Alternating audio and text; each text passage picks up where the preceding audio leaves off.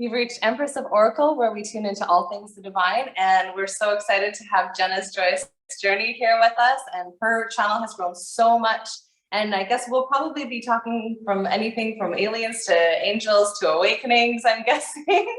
Merging with your higher self. So lately I've been merging with my higher self a lot, and actually I do think that I'm on the twin flame journey right now, and there was a lot of like runner chaser times, like separation, getting back together, separation. And during the last separation that was really, really intense and really horrible, and literally something I wouldn't wish on my worst enemy, something happens during that time where you're like, you're blaming them, they're blaming you, and you're blaming them for blaming you and stuff. And then all of a sudden my higher self, I had like a very intense experience. And I think you mentioned what you have a way of describing your higher self. Maybe do that in a second once but mine is, there's this Major Lazer has this music video called Get Free, and there's a big African or maybe Jamaican dude. He's got like dreadlocks, and he's huge and like very badass, and he's like in the apocalypse and he sees the world explode, and then he's like all badass and he has like one tear go down his cheek. And he's like in this cryo chamber. For some reason, I picture my higher self like this dude. And then, but I also picture it like a blue crystalline, almost like a dark blue light. And I ask it to come to me, and I'm asking more and more like to stay with me. And it's like, it like goes around you. And I always try to think of like pulling in my higher self. And then I was listening to like this tarot reader, and they said, you're in cahoots with your higher self, trying to bring in like your desired reality.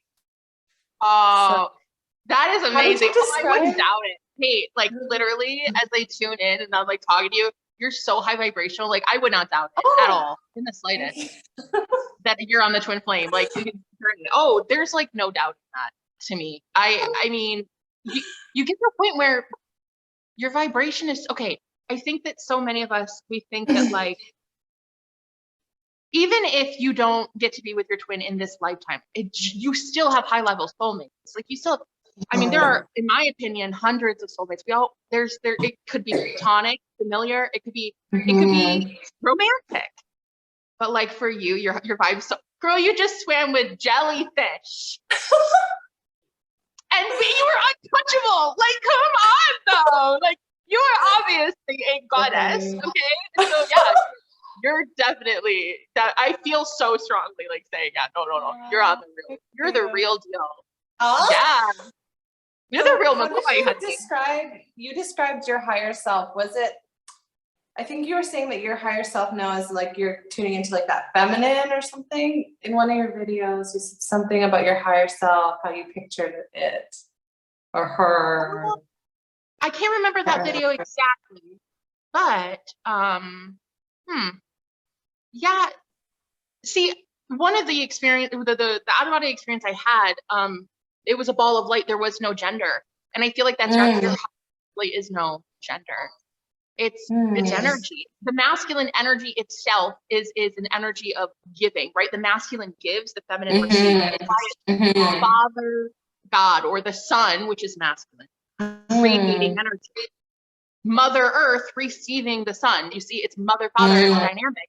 But it's within you. It's energy. It's not gender. And I think that that's why so many people right now, when they say like, "Oh, I don't resonate with the gender I am," like I think, and for the longest time, I didn't believe. I was like, no, there's a political movement happening. I was all about like just seeing it from a very fear-based reality, and I'm ashamed to admit that, but I did. And now I understand that no, these people who are starting to recognize their gender fluidity is because they're tuning in. They're tuning into their higher selves. And I've had past lives where I was a man. I was a male Asian war general in a past life. And like, I have more masculine trait than feminine, which is something I'm trying to get into is more my femininity. But I was masculine my whole life, overtly so. I have a more masculine face, broader shoulders. My body's built more masculine, deeper voice. I've always had my masculine as like the predominant energy. That's because in a past life I was a man. So I think that when you get to be this high vibrational as you are, Miss Queen of the Jellyfish, you start to recognize you're neither male nor female, really. You're just energy. I mean, not just energy. That's a badass thing to be. Yeah. But you are energy, meaning there's masculine and feminine energy. Receptive, meaning now are a bit more docile. I don't really know the word. A bit more gentle. People want to offer you things more. You're more approachable. People, it's the femininity within you. It's like it's more approachable, and it feels good to be around someone that is in tune with their feminine side. And then you have the masculine, which is like that drive, the ambition, the protectiveness too. Like you want to self. It's all energy, and it's all you. It's not ever someone else externally being that for you anymore. Not when you get high vibrational. No, it's you being both feminine and masculine. At any given time, you can be one or the other, both together. It's great. It's great. You no longer need that in someone else. And I was adopted at 2 years old. So I didn't know that. Looking for my dad.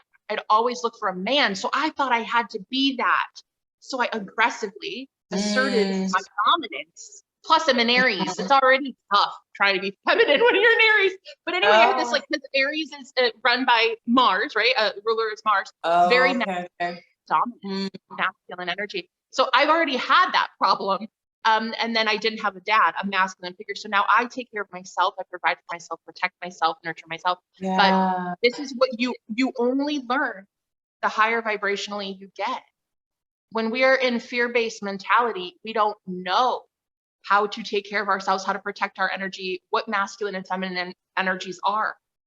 But when you get to be high vibrational, you start realizing there is no real need, I guess, to overtly categorize yourself as feminine or feminine, masculine anymore. And I feel like this is a very taboo subject in the world. Like, I don't know, I live under a rock. I don't really watch much news or anything, but politically speaking, when I used to, there was such a big uproar about like, the transgender movement and phobias coming out. A lot of phobias, because I think a lot of parents were like, no, I just don't want my child to be harmed. But what we realize, I think, is that maybe that child's very much tuned in and they just don't resonate with, maybe where their body physically is showing them, but I know that that's a taboo subject. And, I probably won't go into it too much, but I at one time had a very stark opinion about it. And I have gradually been changing what I think about that whole thing.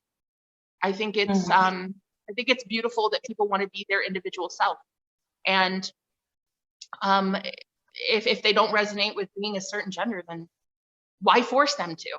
I didn't want to resonate with being religious. Why force me to? I think that that's the beauty of the new wave that's coming in. We're going to the 5D. Like, there is so much sovereignty and free will here. Like, do what you're going to do.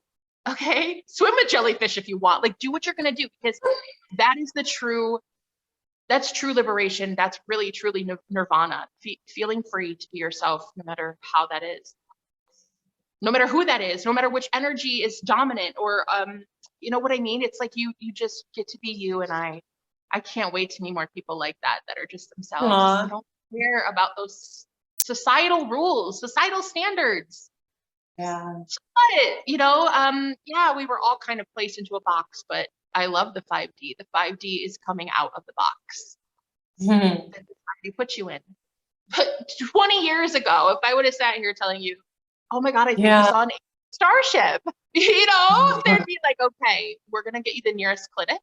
And we need to do something about that, because your family, but that's, I think, why a lot of star seeds right now came at this time.